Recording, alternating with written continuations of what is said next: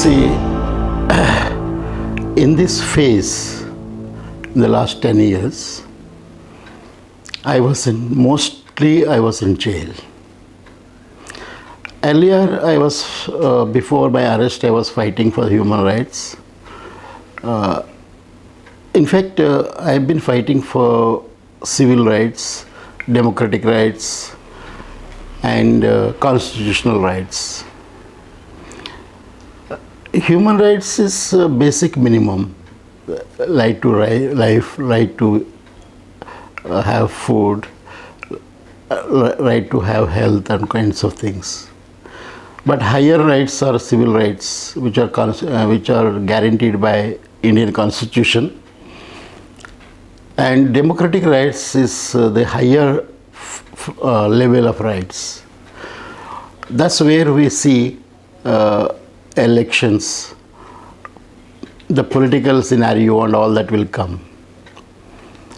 So, as part of all these rights, I have been fighting for the last 35 years since my college days.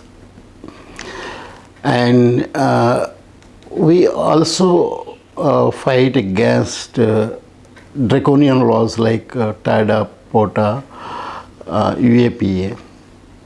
And we were successful in removing or repealing TADA and POTA.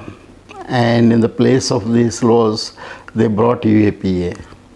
And from the day one, we have been fighting against the UAPA also. The irony is that today, most of the people, including me, who are fighting against the draconian laws like POTA and armed forces Powers Act, that is AFSA, most of us were put behind bars using the same laws like UAPA. And you can see that in my case, most probably like all other cases where rights defenders are jailed, there is no basis for any case. There is also no basis for no evidence, no crime, nothing is there. But they concoct something, fabricate something and keep the people in prison. So in this process, I've lost 10 years of my life. My professional life as a teacher, professor, researcher, and my professional life as a human rights defender, because all my life I have invested my time in two things. One is academic work. The other one is human rights and civil rights, democratic rights. On both fronts, I have lost 10 years in my life. And 10 years of my family life, my relations with my family also are lost. So the question is that when the state is imprisoning people without any reason, how do we get this life back? It's impossible to get the life back. But what is the compensation and what is the state doing to compensate when we get out of the jail and prove that we have not committed any crime?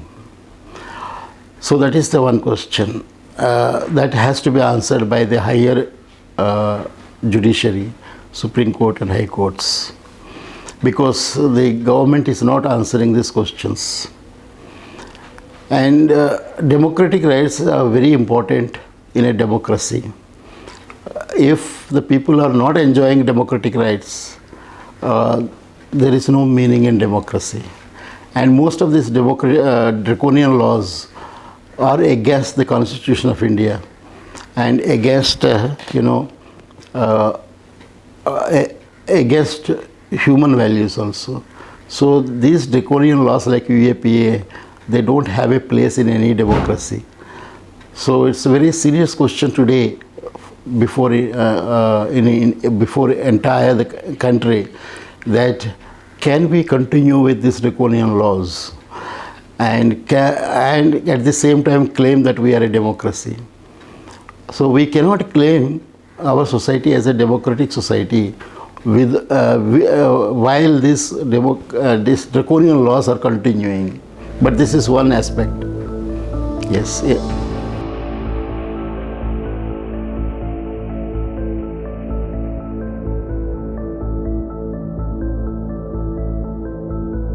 See, the election in a democracy will have meaning only when the people of the country have democratic rights enjoyed by them fully.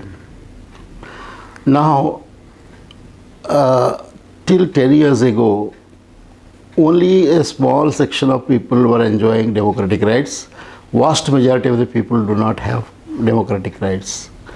For example, Adivasis, the tribals, Dalits, minorities, particularly the largest minority, Muslims, and even now the smaller minorities like Christians, Buddhists, and all, they do not have democratic rights. The backward classes, many backward classes do not have democratic rights. So when you have a country where most of the marginalized sections do not have democratic rights, how can we call it a democracy and say that this is the elections will alone make it a democracy? Elections is one small part of a democracy. Elections will not define a society as whether it is democratic society or not democratic society. Institutions are very important in democratic society. The free movement of the people, free thinking of the people, and all the democratic rights are important to see that the human relations are based on democracy and democratic democratic relationships. When we do not have, when you have a caste system still prevailing, particularly election time, caste is used by all political parties in a big way. The tickets are given on the basis of caste system. The tickets are given on the basis of religion. Then there is no meaning in a democratic society to conduct elections in such a restricted manner. So elections will have definitely meaning if the people are democratic, people have democratic rights, and people have the full authority to exercise their the power, political power, to to choose their own candidates, representatives. Now, in this kind of elections, whether you call it autocracy or democracy, it's only the name. For a long time, it has been an autocracy, and only a small group of people of one party, the ruling party, decides everything in the country. So democratization, decentralization has to be done at several levels in the society, from bottom to the top. So we have to restructure, we have to reinvent ourselves to make it as a democracy. Elections will not alone be can make a society a democratic society.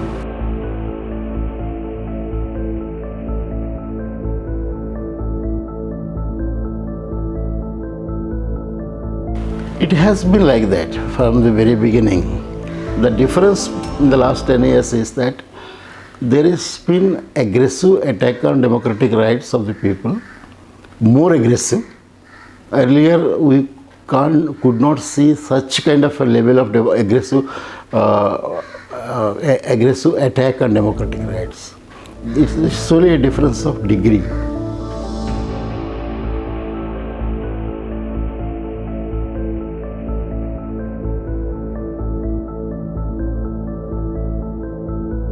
See, the fact of the matter is that whatever party that has been in power so far, they have shown very little respect for democratic rights. But there is a difference now. Even, that lip service or pretending to be democratic is also has gone now. So there is a kind of a direct attack on the rights of the people in the last 10 years in all the states, whether opposition ruled or the ruling party ruled. So the problem is, it's not which party is in power, but a marked difference is there in the last 10 years that more aggressively democratic rights of the people are being attacked and crushed. The voices of the people are crushed, and dissent has no place in the society. People are not able to say what they wanted to say. How could you conduct elections when the people have no voice to say what they wanted to say? At least during the election period earlier, there used to be a kind of a chance for the people to demand for their rights and their necessities. Now there is no such atmosphere left in the country. You were arrested during the election process only. What you are saying is that,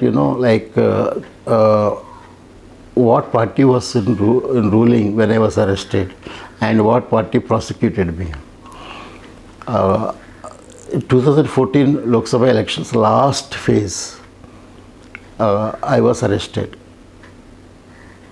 There were 7 phases, and the last 7th phase was going on, and then I was arrested. Technically speaking, there was no ruling party in power at that time. And throughout the next 10 years, there is a different party in power, and they tried to see to it that the courts will not take legal position to adjudicate the case. But at the same time, there was a first acquittal where the court said that there was no basis for the trial, there was no basis for the case, and that was challenged in the Supreme Court. The Supreme Court should not have taken a view to stay the High Court judgment, but it did. And then there was another bench of the High Court was asked to again look into the matter, and the second bench has come with more clarity and more points, and it's a larger judgment which has clearly declared that there was no case at all, and the second acquittal came in. So there was no need for the government of Maharashtra to challenge the first acquittal, and they also dared to challenge the second acquittal. So I was absolved, and I was given freedom 2 times, not one time. It is a rare case. It never happened before that a High Court has to acquit a person 2 times in a case. Looking back into the kind of developments that happened in the case, I was falsely implicated. It was a tremendous pressure of the ruling party in Maharashtra, which tried to implicate me and also tried to influence the High Court. But the High Court could not be influenced, and they came up with on the legal position, and they made it clear that there was no case against me, there was no crime committed by me or any other person in the case.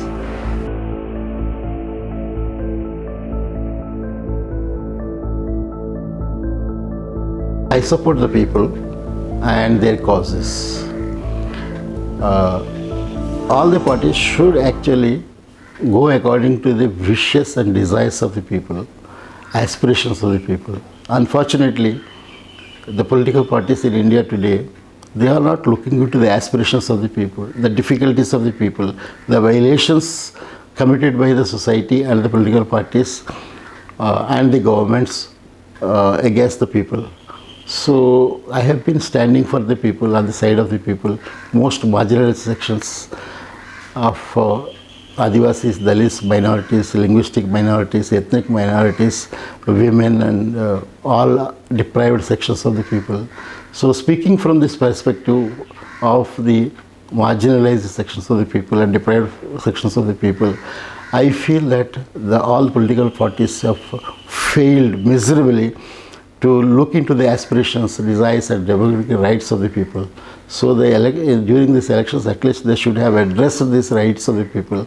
But all the demands and all the kinds of political debate that is going on during these elections are above and out of the context. They are not addressing the most difficult situations the people are facing. So it's very difficult for me and painful for me to see the way the elections are being conducted.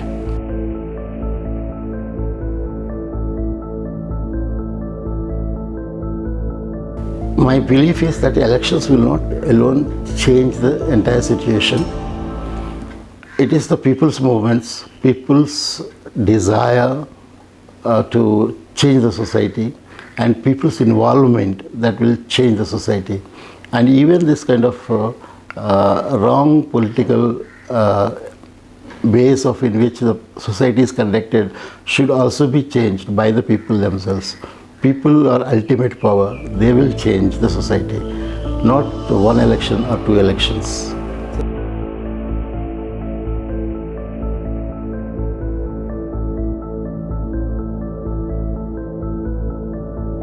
See, every party claims that they are standing by the people, but we have to see this with a critical eye, whether they are really reflecting the aspirations of the people, difficulties of the people. And manifestos are written, election manifestos are written in competition with one party or the other by each party.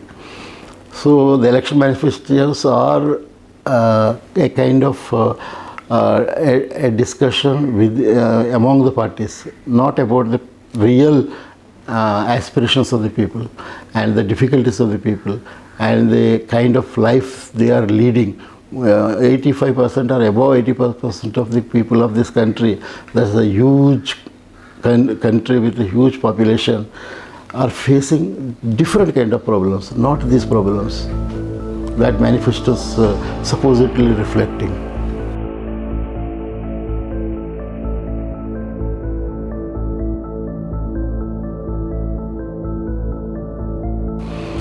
It has been a very difficult and painful process. I have not been able to also come out into the society and work with the people with whom I have been working because of my health condition. My health deteriorated in such a way that I cannot immediately go out and work with the people. And as a result, I am confined to my house and hospital all these 2 months. Today is exactly, I have completed 2 months after coming out of the prison. But all these 2 months, I am confined only to the hospital or the house. So the real freedom will come to me when I get medical treatment, proper medical treatment, and I get at least some relief from my health problems and go back into the people and stand with them in their fight for their rights. Then my real freedom will come back to me.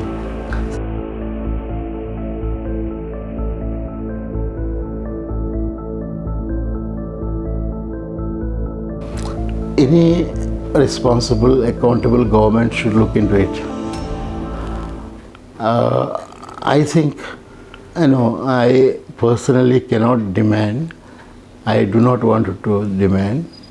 It's the people who will look after me. It is the people of this country who I love and who they allow me, they look after me. People like you, all of you.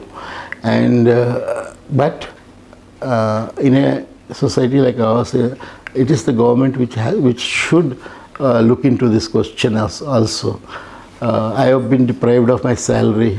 I have been deprived of my job, my profession, because of this false case. And I've been deprived of my relationship with my family for 10 years. And the jail conditions completely deteriorated my health condition. All this, there are two agencies at the official level who should look into it. One is the governments of the day and the higher judiciary, high courts or Supreme Courts. But I have not heard anything from them so far.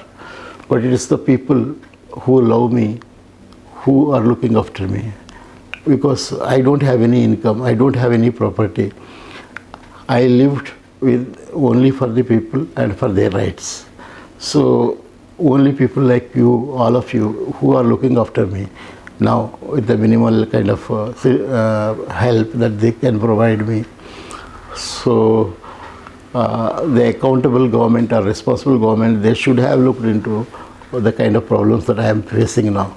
But unfortunately, no government or no court has come to my risk to take into consideration of the problems that I am facing.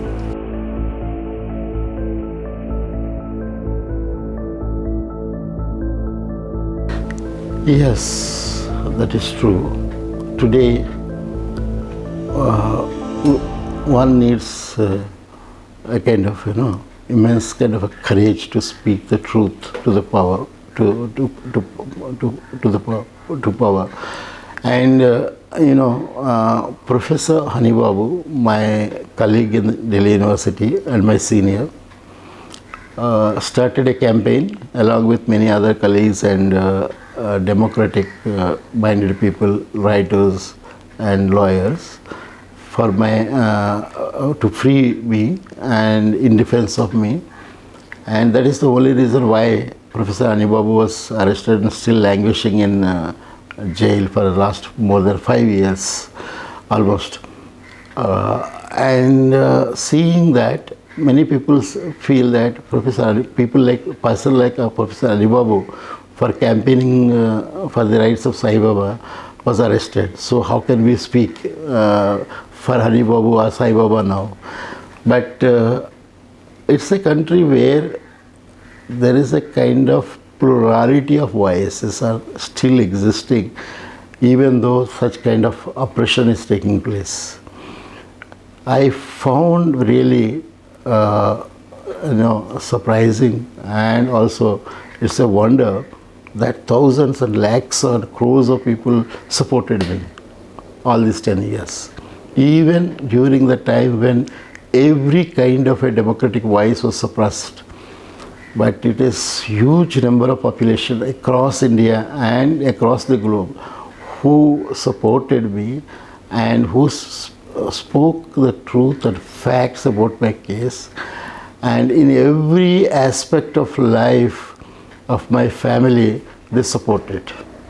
And they stood firmly with my family and me.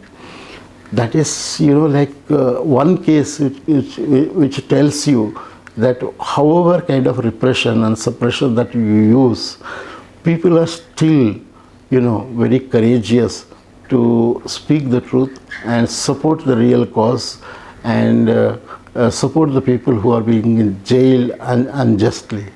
This is a wonderful situation. This situation itself speaks that people are not going to be cowed down with a kind of high-handedness and repression of any government or the state.